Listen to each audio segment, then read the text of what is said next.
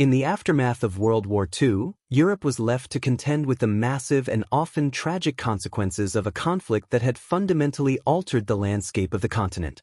With the cessation of hostilities in 1945, the world's largest military machines, its warships, became relics of a bygone era. But the end of active combat did not signify an immediate and orderly end to the lives of these vessels. Instead, the fate of the warships, particularly those scuttled in European harbors, was an uncertain and fragmented process that spanned several years. Scuttling, the deliberate sinking of ships by their own crews, was a tactic often employed by military forces to prevent enemy capture. In the final days of the war, as the Axis powers faced imminent defeat, it became increasingly common for German warships to be scuttled in harbors across Europe, particularly in the Mediterranean. A mix of military necessity, strategic retreat, and the inability to salvage these ships once the war ended left these massive vessels lying in their watery graves. For many of these warships, the end of the war meant an even more uncertain future. The great naval powers that had once maintained them found themselves in a very different position after 1945. The financial cost of maintaining war fleets that would never again see battle was deemed unsustainable. With an economic recovery that had to focus on rebuilding civilian infrastructure, food supplies, and the industrial capacity of the nations involved, the military resources of the post-war world were carefully rationed. The United Kingdom, for example, which had once been the proud owner of one of the largest navies in the world, now found itself strapped for cash and manpower. The British government, in the face of this strain, began making harsh decisions regarding its surplus assets, including the warships left abandoned in various European harbors. By the late 1940s, European economies were struggling to recover from the immense toll of the war. Destruction on an unprecedented scale had left vast areas of land, buildings, and factories either in ruins or severely damaged. The economies of both Axis and Allied nations were in shambles, leading to a re-evaluation of military priorities. There was little appetite to salvage or maintain the immense fleets of warships, most of which were already outdated or too costly to repair and modernize. In many cases, the naval bases where these ships were anchored, such as Scapa Flow in the United Kingdom, became focal points of this post-war dilemma. In Scapa Flow, a secluded harbor in the Orkney Islands of Scotland, a graveyard of scuttled German ships began to form. The German High Seas Fleet, unable to break out of the British blockade at the end of the war, had been scuttled by their own crews in 1919. The same location, however, would host another, much larger, collection of wrecked vessels after the Second World War. Among them were the German battleships Bismarck and Tirpitz, which had been sunk by the Allies but not fully destroyed, leaving only parts of their hulls to be rusted away. While many of these ships were never fully recovered, the economic cost of salvaging the sunken remains was deemed prohibitively expensive. Efforts to retrieve the more valuable parts of these ships were slow and sporadic, with the British government focusing on more immediate concerns. This trend was not limited to the British Isles. Across the Mediterranean, harbors in Italy, France, and Greece also saw their share of scuttled warships left to rust. In the case of the Italian Navy, many of its ships were deliberately sunk to avoid capture by the Allies. The Roma, one of Italy's most advanced battleships, had been sunk by German forces off the coast of Sardinia, and its remains remained in the sea, neglected for decades.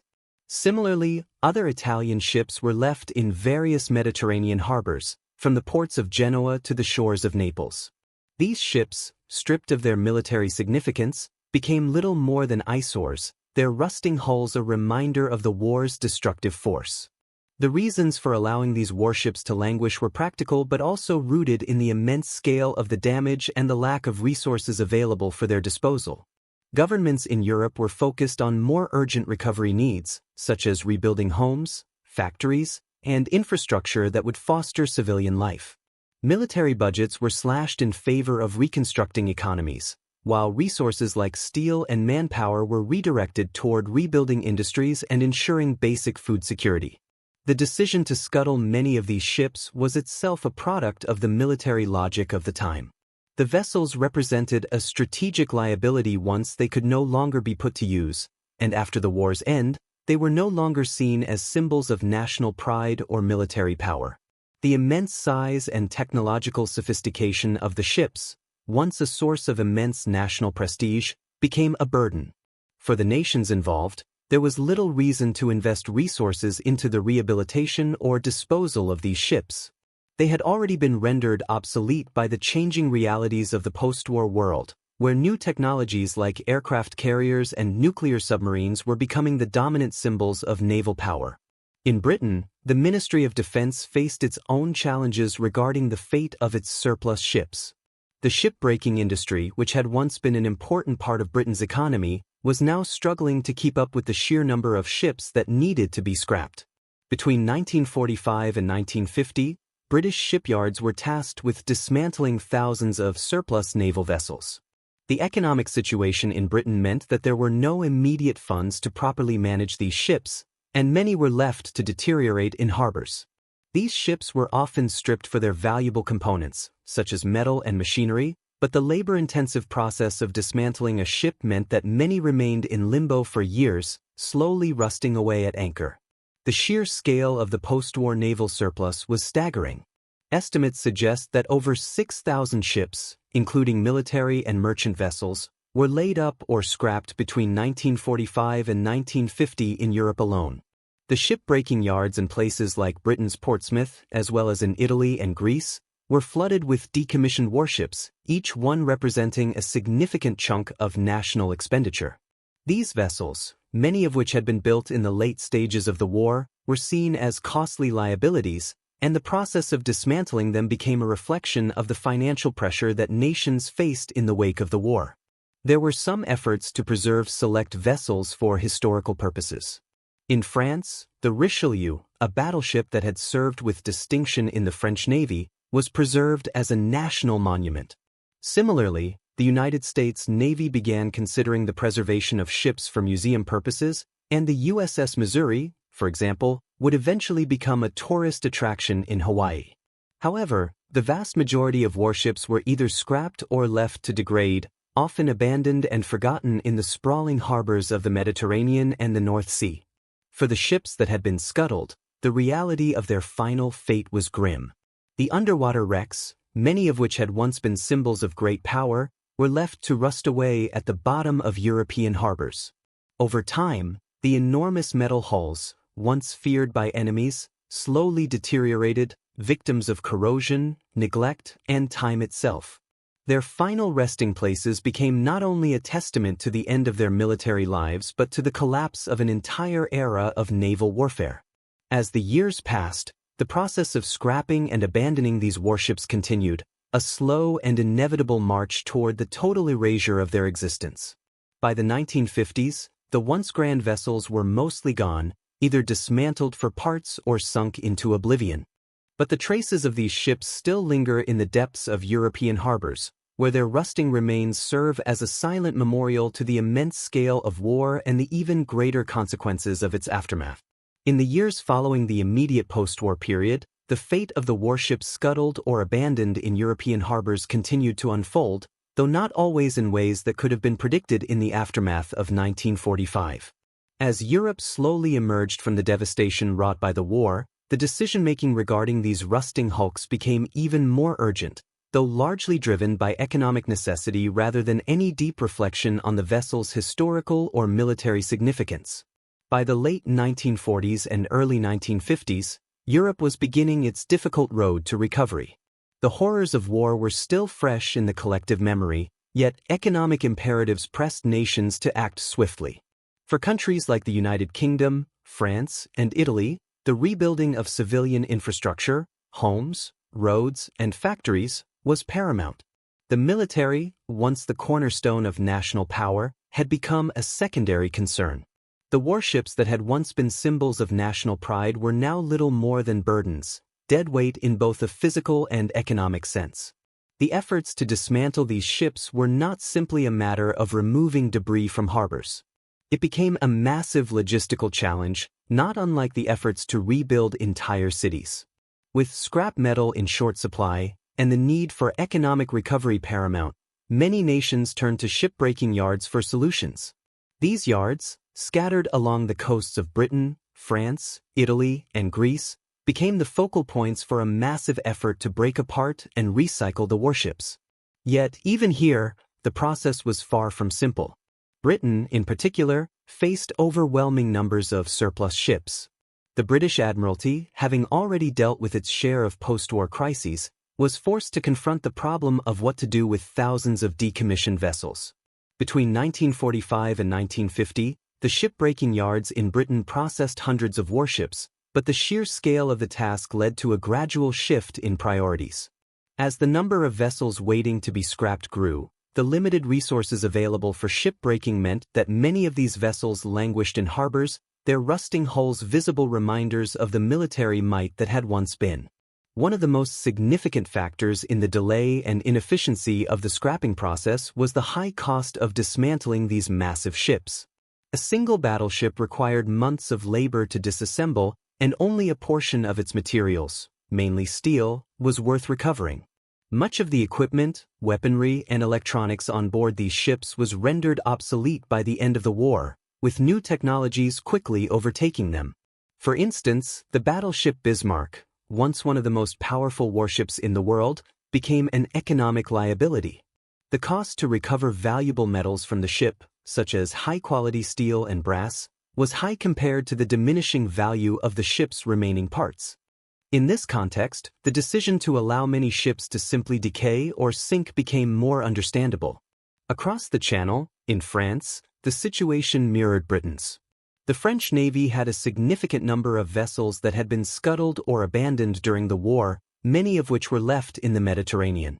In places like Toulon, which had been a major naval base, warships like the Dunkirk and Strasbourg were left to degrade in the harbor. Though some efforts were made to salvage these ships in the early years after the war, the financial realities of the French government led to most of them being left to rust.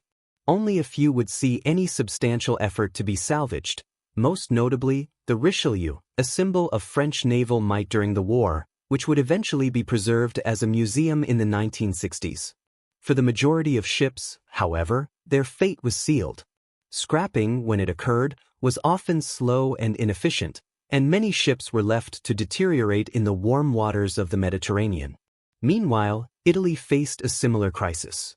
Having been one of the Axis powers during the war, its navy had been significantly depleted by the time the conflict ended. The Italian government, struggling with its own economic recovery, had no resources to dedicate to salvaging its fleet. Many of the ships that had been scuttled in Italian ports were simply abandoned. The Roma, for instance, which had been sunk by German forces in 1943, remained a submerged wreck until the 1950s, when efforts were made to recover its parts. But the cost was too high, and by that time, the vessel's importance had diminished in comparison to the new priorities of the post-war Italian state. The majority of Italy's abandoned warships met the same fate as those in Britain and France, slowly deteriorating in harbors or being scrapped for metal. The question of scuttled warships also raised larger geopolitical issues, particularly in the Mediterranean, where many ships had been left to rust or sink by Axis forces, including the German Kriegsmarine.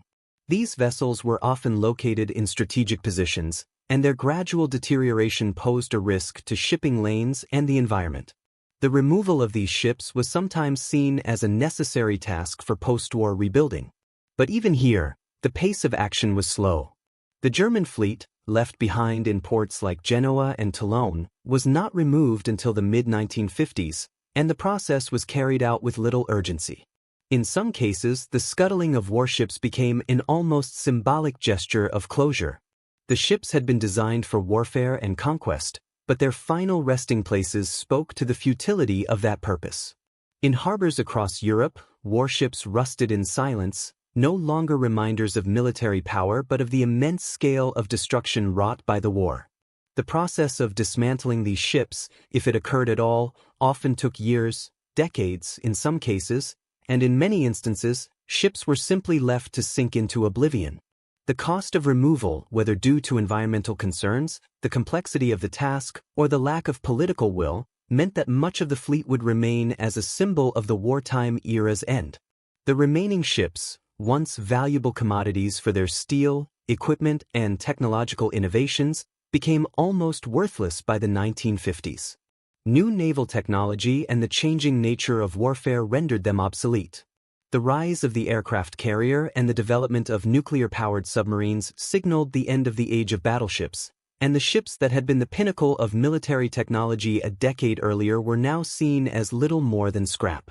For those few ships that survived the ravages of time, their fates were tied to an emerging trend in historical preservation. While the bulk of the warships were destroyed, some managed to survive as museum pieces, scattered across the world. The USS Missouri, a veteran of the Pacific Theater and the site of Japan's formal surrender, was preserved and became a prominent museum ship. In France, the Richelieu was saved from the scrap yard to become a symbol of the country's naval history. These exceptions, however, were few and far between. The rest of the warships, the majority, were left to decay in their watery graves or be scrapped for their valuable materials. As the decades passed, the ships that had once symbolized the brutal force of modern warfare became nothing more than forgotten skeletons, rusting away in the forgotten corners of Europe's harbors.